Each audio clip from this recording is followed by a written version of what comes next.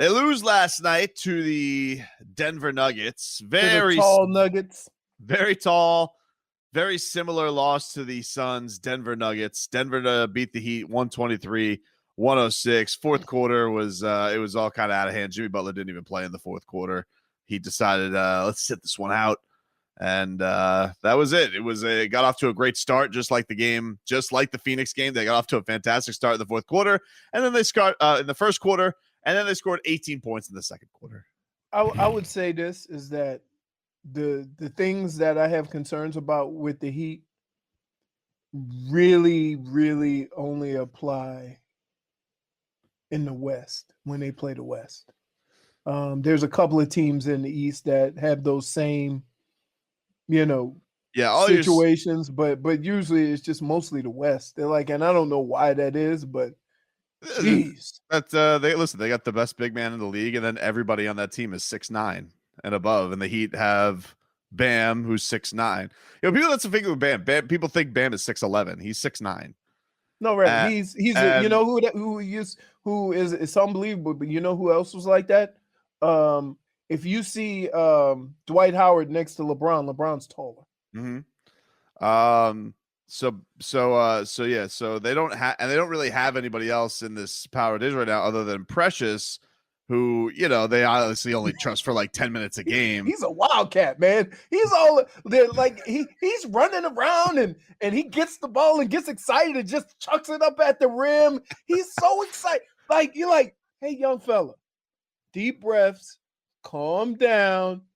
It's okay. We saw the debut of the Dead Man yesterday when the game was out of hand. They brought the Dead Man in for a little bit.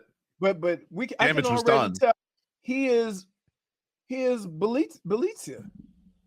No, he's not Bielitsa. Yes, because here's why. Like I looked, because look, at that point in time, Leroy damage was done. Yeah, Mamba is out. Right? I'm out. But when I see the stat line and I see he played a couple of minutes, and then I see he shot 2 threes, I'm like, airballed one. He was playing. It was basically like a track meet at that point, though. They were playing all the G Leaguers. I mean, we got 3-point shooters. Yeah, I know. And he said when his first press conference, he's like, I'm here to block shots, play defense. But, people were furious. They're like, why did they play Deadman? I'm like, obviously they don't think he's ready to play and don't think he's in that great shape, because Trevor Ariza got here right off the open gym, and he's starting right away. I got to tell you, though, he's not ready. He going to always be ready to be tall. Right? Like, you may be out of shape, but just hold your hands up. Yeah, and they ended up shooting 54% for the game, but they felt like they were over 60 for like the majority of the game. They could not miss yesterday. The Nuggets. And they got probably 10, 15 more shots, which also doesn't help when you're shooting the ball well. Yep. It was a rough one. Michael Porter Jr., he stepped up in the absence of Jamal Murray. Triple double from Jokic. And it wasn't even like a killer triple double. It was just like play around 17. It was the old Russell Westbrook 10, 10, and 10. Yeah, he's like, a little 17, 10, and 11. Bam was more. Everybody wanted Bam to be more aggressive. He took 16 shots. He came out firing. I think he took like the team's like first 7 shots. Something like that. That turnaround. That was sweet. Oh my goodness. That was sweet. That was the old Tim Duncan. That was a sweet one. But yeah, didn't get much. Tyler put up a stinker. Didn't really get anything else from the bench. Man, I think when you have success that early, it's almost like you have to refocus and understand that, it's like Leonard Fournette. He had early success and he said, I didn't think it was going to be this easy. Right? Now he's on the second team. Right. And like last night, I don't know. I just wasn't. I wasn't. Last night was one of the few times this year. Like I feel like it was a loss. I wasn't angry or anything. I was just like, this has been all too familiar. This is how they've lost a lot of their games. Where, a team just comes and shoots the lights out. They can't keep pace because their offense isn't as good. And that's just that. Like, it's been, they are a really good defensive team, but they have these games where a team just is crazy hot with their jump shot and they just can't keep pace with them. Like Bam last night was saying something to the effect of like, oh, we haven't played 48 minutes of Miami basketball. I'm like, you just did like 2 days ago against the Trailblazers. Don't tell me you've never played 48 minutes of Heat basketball. That team's just better than you. They're deeper than you. It's true. The Suns and the Nuggets are better than them. There's an interesting concept. Like, it is, though. It's like, that team has their bleep together, even with Jamal Murray out. They're very deep. They're very big. They my goodness. They have no short guys. No. Like, it's everybody's 6'9" on that team. They're all giants. I mean, there was what, they're throwing Jimmy on Jokic. He's exhausted. But I think that's, I think that's the West right now, because when you think of who you have to compete with, you're looking at LeBron and AD, right? Yep. And like, the only way you're going to defend them is with length. It was, so it was tough. But look, if they go and they get this win against the Timberwolves, you have a 2-2 road trip. That's fine. They fall to 7th in the East. It's still nothing to panic about yet. Running out of games, though. Running out of games, but also I just think you're running out of games to put a cushion there, but you're not running out of games to just get into the playoffs, which is it really just feels like this team is trying to do. I mean, they didn't play Goran yesterday. They listed back spasms. It was maintenance because they don't like saying rest because the Heat are psychos. I would say this. All the things that you're saying are true, but I don't want to get to the last week of the season and they're still trying to figure out stuff. I want them to be able to make that push and be at least what or somewhere near what they think they're going to be as far as their rotation and everything, so that when they get to the playoffs, that this is not going to be an issue. And so that's all I'm hoping for. And you're running out of games. And I think the thing that one thing I did get wrong, I think after this in this road show, I do think that they actually are missing Victor Oladipo. Like, I think that, and what I think they're missing is they're just missing. You saw yesterday in that second quarter where no one's creating, no one's just getting a guy who's putting their head down. Like, he can do that, and you're not losing anything defensively. I think he helps stagger Bam and Jimmy. Like, I think having everybody, just gives you more good players on the floor at the same time, and you don't feel lost. And it's not, and so they can be the team that they've been all year, where like they win 4, they lose 3, they win 6, they lose 8, they lose 2, they win 4. Like, they've just been such a roller coaster all year of stretches. Man, and middle of the pack. Like, and so you're good, you're just not consistent. Right. And so if you had this trade that you thought, all right, this will switch it up a little bit, maybe this will make us more consistent, they've kind of gone back to, we'll probably go back to win 4, lose 3, win 3, lose 2, win 1, lose 4. Like, that's what it's been this year. And so yesterday was just such a numb feel for me after the game yesterday, as far as the Heat were concerned, because I'm just like, we've seen this. We've seen how many teams just go in there, just shoot the lights out on them. They can't keep up, and that's that. And Bam's going to say, oh, we haven't played 48 straight minutes, and Spo saying, we're getting that. We're good defensively for the most part this year. I'm just like, but there's also these games where you get smacked upside the head. Yeah. All right. Everybody's relaxed, and also this West Coast trip can go to. I mean, this is so late. Yeah. Oh, it's so late. And see, the difference between me and you guys is I look at the Heat, and I think you've played a majority of your season, and we still have, certain questions. But like, here's the thing. I think it's because from the standpoint of, we don't have this feeling like the Heat are like the Lakers, and rightfully so. We don't feel like, oh, the Lakers just need to get healthy, and we know that they're going to be good to go, right? Right. But they were in the finals last year, and they did prove a lot, and they did look really great against some East teams last year. But I think most of the ones going to carry over for this year is if they get locked up in a series with Milwaukee. But there is an element to them that feels like, let's just get to the playoffs. And when you're middling in 500, that, for the most part of the year, it doesn't feel like they have the right to feel that way. Right. Exactly. Like everybody's like, oh, don't worry. We'll be fine. We'll be fine. Right. Yeah. And, but they have dealt with a lot this year. I know other teams have too, but they have dealt with COVID, injuries, big trades. They have dealt with a lot of change. And so that's why I think they are trying to keep a level head about this season. Whether it's right or wrong, I think that's why they feel the way that they do. And that there isn't this panic level of oh, we're the 7 seed right now. I'm going to tell you a story. So after we lost the NFC Championship, yep, everybody returned. Everybody was in awesome shape. We went to our first practice. Everybody was, going at it. Season started. We were winning some games, but not looking that good. And everybody's message was, hey, relax. We've been through this. We know. And getting to the end of the season, we still had the same issues, where we weren't just blowing teams out. And if we faced the team that we faced in Atlanta that could keep it close, right, we hadn't really blown teams out like we did the year before. So we get to the playoffs, everything's great. Everything's looking good. We win our first playoff game, go to the divisional game, and we ran into the greatest show on turf. And the reason why I say that is that, look, it's easy to just assume you're going to get back.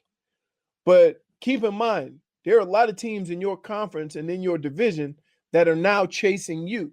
So before you even get to that opportunity, you better pay attention to what's in your neighborhood. And so the way Philadelphia looks, the way Brooklyn looks, the way Milwaukee looks, I mean, it's easy to say, don't worry about it. They made it to the finals last year, but this is a new year. Right. And then you have concerns like, okay, last year in the playoffs, Goran Dragic was your leading scorer. Does he look like a guy who can be that this year? No. Not right now. He can't play 2-3 games in a row. Tyler Hero, most clutch player on your team, baby goat, elephant balls, the whole deal. Does he look like he could be that guy in the playoffs right now? But no. And here's where patience has to come in. It's the second year. And so you're making these assumptions about a team. Keep in mind, a lot of your guys that you depended on heavily are young. Kendrick Nunn. Like, what has he done not to play for 6 games? Well, yesterday was a turnstile. I mean, then it's defensive. But guess what? If you're going to talk about defense. Oh, Tyler's bad too. Okay. Oh, Tyler's bad too. Don't get me wrong. The only one of the three babies is Dunks has really put forth an effort to play some defense, and that might be only because he's 6'8". He swatted a shot yesterday. Did he stare at his hand? Because that's soft hands, Eric. He kept it in bounds. All right, so the Heat are taking on the Nets on Sunday. I don't know who's going to play. You never know with these Nets. It's a roll of the dice. They have this amazing big three, but they kind of just pull down the slot machine, and you never know. Maybe you get KD. The Heat actually, I feel like they played one of the rare games where all those guys play together. It was the game where Bam had 41. Oh, that was good. That was a fun game. Funnest loss of the year. But mostly it's that Kyrie's taking a personal day. Kevin Durant is hurt. Now Kevin Durant's resting. You never know. And so yesterday was supposed to be a pretty big showdown. You had the Sixers and the Nets, national television, but you got the word, no Kevin Durant, because they had a back-to-back. They had their game. Actually, they ended up having their game postponed. So it ended up being an unexpected back-to-back. Well, this angered a radio host to no end. And that radio host is Christopher Mad Dog Russo, the OG. All right. Him. This is the funny thing. Like Mike and the Mad Dog, an iconic duo. All right. But you could tell in the later years, Mike was slipping. All right. He's falling asleep. Stan Lee dies. He's like, oh, who cares? Oh, who cares? He just doesn't have the same passion. He's wrong all the time. But the unbelievable fire that Chris Russo at his age is still able to bring. Woo! This man has not lost his fastball. And what happened when he learned that Kevin Durant was not going to play against the Sixers was nothing short of Picasso. Here it is. Let's go tell Pat Riley, hey, Pat, no Ewing tonight. I know you're playing the Bulls and Jordan, but Ewing's going to pass because his knees are sore. Ewing, who played every night when he was freaking, I was there many a night in many a locker room when Ewing had to freaking ice his knees, talk to the media, every game, sit in front of that locker room, every game. Sat there with his ice on his knees, and he played night after night after night after night. Played his ass off. Night after night. You think, I tell you something right now, you ain't wanted to play. How about Krause telling Jordan somewhere in the 98 season when Pippen decided to take a pass with that late surgery, as we all saw there in the documentary, how about Krause telling Mike, Mike, we're in Sacramento tonight. You played last night. Let's take a blow. You know what Jordan would do? You know what Jordan would do? My God almighty! You couldn't rip the uniform off him. That's basketball. That's what he would do. He'd freaking play. How about Paul Silas? How about Havlicek? Ran 8 miles every game. Havel played from 1963 to 1979. 16 freaking years. Every single game. You think Havlicek's taking a night off? Havlicek! Twice the player that any of these guys are. No great Havlicek was. It makes me sick. And you guys rip Cousy. How many games Cousy played? He'd taken trains to Fort Wayne, Indiana, and run into the ball game because the train is late, and they played the night before in Boston. And he'd go out there and play 45 minutes. How about freaking Durant say, you know what, I'm playing. Get the hell out of here. Durant, instead of fighting Michael Rappaport, how about Durant tell freaking Nash and his freaking owner who's paying him $40 million, and the GM Marks, who's a freaking out of the Popovich school, how about Durant just say, give me the goddamn uniform. I'm playing tonight. Courtesy of Sirius XM. Mad Dog Radio. Oh my God. Wait. It's like I sometimes catch myself to where from the start to the finish, you forget why you're mad, right? Because I don't know how aware of this he is. And this is not a knock on Paul Silas, Cousy, and Havlicek. But does he realize that the people who are listening to him on Sirius XM, which wasn't even available when those guys were playing, probably doesn't care that somebody had to take a train to a basketball game. Fort Wayne, Indiana.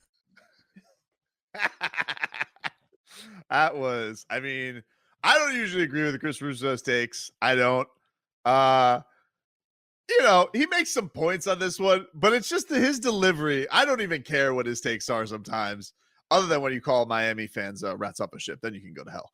But other than that, typically, just sitting back and watching an artist with his canvas, and it's just like, wow. I can't imagine. I couldn't imagine. I hope that like 35 years into my career, I could still bring it like that, because that guy, he can dial it up. It's yeah. Have a check. Oh my God, Cozy! I just can't even imagine 60-year-old Tobin. No, 60-year-old Tobin doing a whale sound. Yes. You think Riley's not gonna get someone? He'll get him. You're going to call him washed? Riley Cyborg? Wait, when you're 60, you're still going to be talking about Pat Riley? Yeah, Pat Riley's 105, still making moves. We got artificial intelligence, Riley. Oh my God. It's so funny. Leroy. Yes. I got big news during the break. What happened? Well, it's not really news. It was just something cool that happened. Guess who followed me on the Twitter machine? Who? How about Havlicek? Chris Russo just followed me on Twitter. I'm so excited. How about Havlicek? I'm going to go DM him about Havlicek. I got to follow him back, though. How Very about excited. Havlicek? Oh, he followed you first? Yeah, I didn't follow him. I tweeted out yesterday. I retweeted his rant, and I said, this man is an artist. Oh, So- well, that'll get it. That'll get it. Come on. How about Havlicek? How about Havlicek? I love it. I did not love the Miami Heat last night. Bad game. You know, a couple bad games back to back. You know, it's not a true loss if you really look at it. I mean, it's an illegal error, but you know, it still doesn't feel good, especially after the way the Suns game went. So, you know, it had that pile on feature. You know, they are Quinville to the fullest. Big, Nuggets, big. You got, you know, Jokic. He's fat. He can pass. He can shoot. Pretty sure he traveled in that first quarter, though. They let him get away with murder. Let's be honest. Well, the problem is that Oh, it's pity because his they lost Euro Jamal Murray. step, his Euro step is so big Yeah. that it looks awkward sometimes. His Euro step is the entire Italian boot. But Bam yesterday, yeah, Bam was more aggressive. I mean, people wanted that. He led the team in shots. He got to the free throw line 9 times. So you got more aggressive Bam. You got terrible Tyler. You know, you got Kendrick Nunn was getting carved up. It was just a lot bigger. Aaron Gordon, oh my God, is he swaggering? He's so happy to be out of Orlando. He is so happy to be out of Orlando. Michael Porter Jr., he was lighting it up. You know, he's going to be good. He's good. Yeah, he looks really good. He looks. I mean, just athletic, rangy, shoots. He can shoot the three. Gets back to the rim. Gets to the rim. I mean, I think when you look at Gordon, Michael Porter, I mean, the size that they have, you know, at 3 or 4 positions, that rebounding was rough. It feels like if they would that's why Murray's such a crusher, because it feels like if he was the legitimate speed on that team. If you have him, it feels like you're a legit threat. Like with the additions they made with Porter's emergence and with Aaron Gordon, it feels like that's a legit threat. You know, and who knows how the West is going to shake out with all these injuries. I mean, it's a very kooky conference right now with everybody's health. But if you would have had him, I mean, come on. This seems like one of those years where one of the favorites is going to come in like the 6th seed. Yep. And holds everybody down from the 6th seed, and we're going to look back and say, "Oh, remember that time? You know, somebody won as a 6th seed," and the context of it is going to be taken out of play. You know, out of place. Yeah, it was kind of like it was a bit like the Heat. The Heat with the 5 seed last year, right? Let's hear from Eric Spoelstra for the game. So the Heat they're a game over 500 now, 29-28. He was asked about if he thinks this is a reflection of what his team is. Here's Spo. Well, you ultimately are, you know, what your record says you are. You know, we think we're better than this, and we think we've been making some progress, but ultimately we are that. There you go. Kind of felt like he was trying to find a way out, but he didn't want to go full. We're not that. You can't look when you don't have excuses. When you say we're better than what our record would indicate, you basically have to have a list of excuses as to why that's not you're not that good. But that's my point. That's why you got to eat it. But every once in a while, like if you made some excuses, I think like Heat culture should have almost like like the Amish, you can go a little wild.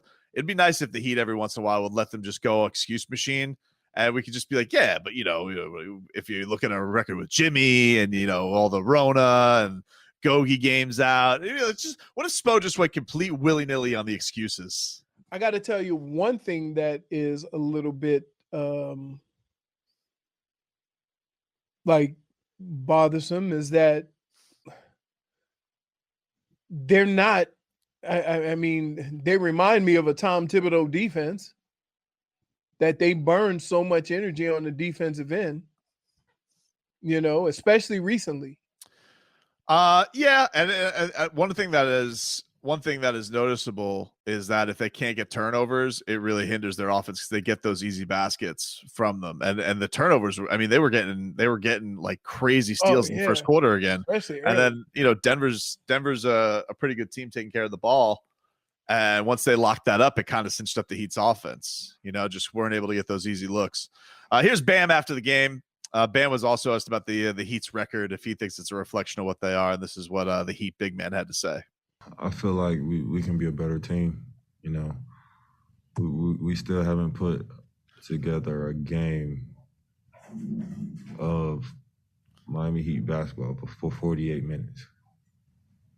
And I feel like when we start doing that, that's when we'll start, adding these wins up and getting further and further away from 500.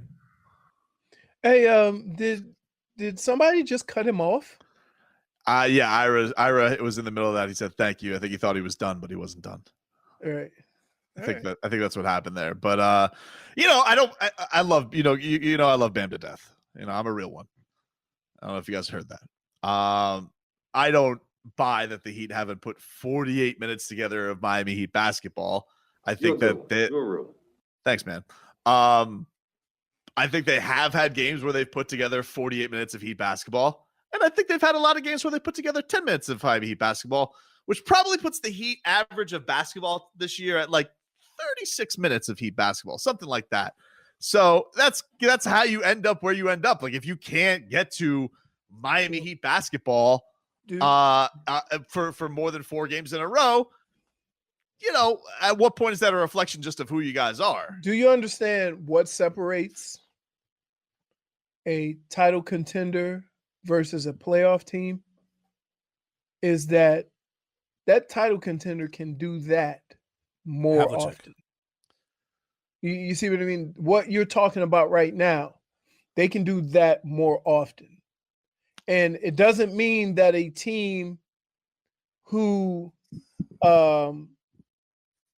can't contend for a championship, but it means it's more likely that the team that can sustain that the longest is going to be able to survive another team playing well. And what has happened this year a lot is that the Heat have had spurts of basketball where they look unbelievable. Mm-hmm. And then they come across a team that plays that way and it's just their norm. So when you look at Denver didn't do anything special. They've been doing that all year. When you look at Utah didn't do anything special. They've been doing that all year. It comes across as the Heat didn't do certain things, and it's not. No, it's just that team can do what they do best longer, and that's what separates them from the Heat. I think another point to that though is that sometimes when teams don't play the perfect game, I think the real good teams can still pull it out too. Right. But that right. Like they have those stretches where they have something they can go to where they can muster up, so hey guys, look, let's get on it here. Let's do what we've been doing. And they can kind of pick it up or have other guys do it. Right now, where the Heat are, they need certain guys to play really well every night. And if they don't win because they won't have scoring.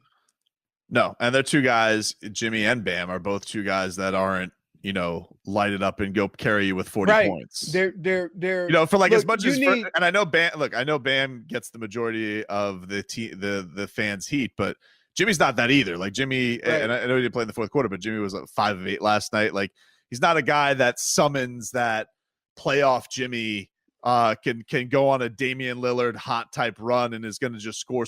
Like he's also a well-rounded player who plays on both ends, who has to, defend. Okay, but don't you need, like, for example, you get in the playoffs, you almost need to have a guy every night to do what Tyler did.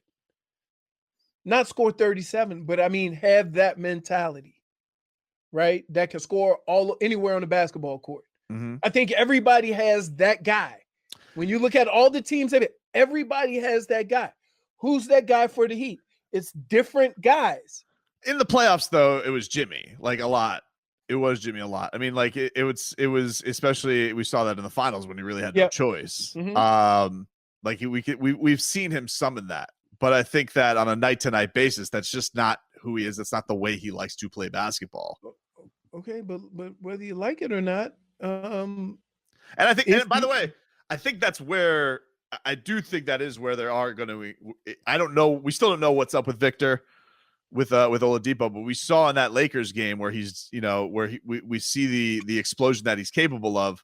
I do think that is where they missed that. And while Kendrick Nunn can provide you spurts sometimes and Tyler can sometimes, this guy is a veteran scorer who's been at an all-star level, who can summit things at a different level than I think those guys can on both sides. So I do think that, maybe we underestimated how much this blow is going to hurt if he's not going to be able to be with this team for the rest of the year. Mm-hmm. I get it.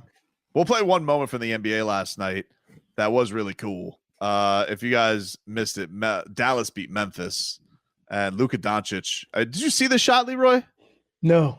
I got to send this to you because it's not going to resonate with you if you don't see the shot, because this was one of the craziest game winners I've ever seen.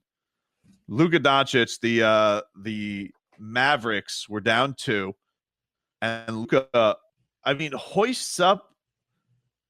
How do you describe this, Robbie? Like it looked like a 3-point floater. Like it was so wild. And here's the call. What is this, Robbie? This is Dallas Radio. Yes, this is Dallas. We got. Radio. All right. Dončić comes and gets it. Got to bounce and will fling it on up. And he hit it! He hit it to put the game in overtime! He was crouching when he let it go! Maybe a 3. Was he behind the line? I don't know if he was behind the line. I'm not sure of that. They're going to check. The Maverick bench exploding. Tim Hardaway's putting up 3 fingers to see if it's a 3-pointer. That's a 3. He did! He did go behind the line. He just won the game. Luka just won the game with an incredible shot as he split the double team of Brooks and Valanciunas and leaning in to score. Crazy shot. That was a crazy shot, right, Leroy? Yeah. I was so scared. I I'm played the wrong highlight. I'm like, I thought, he just did. It is tough to because it doesn't look, Robbie. It doesn't look like a believable. It looks awkward. He's like it's like a.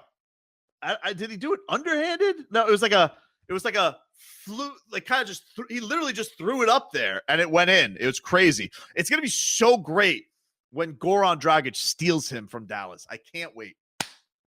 Slovenian. So that's where we are yeah. now. Well, I'm gonna just say this. You better get it while the getting's good. Oh, we will. Okay. Oh, it's gonna be so great. I can't wait till Mark Cuban cries tampering, and he's like, "Oh, he'd have this going all along." Slovenian connection. Yeah, that's right. Good Adam. You wanted to play games. Yeah, he's already crying about that play-in tournament.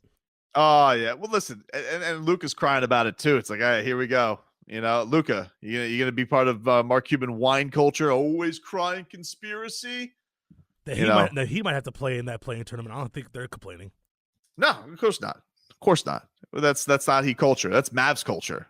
Mavs culture is whine and moan. Oh, everyone's out to get us. Yeah, the finals are fixed. Dude, he jumped, switch hands, and threw it up. Stayed behind the 3-point line. I don't know how he did that. Crazy. I mean, by the time he let it go, he was at the foul line, though. Yeah, because his momentum just took him. He's going to fall on his face. Right. We'll be back with more after this.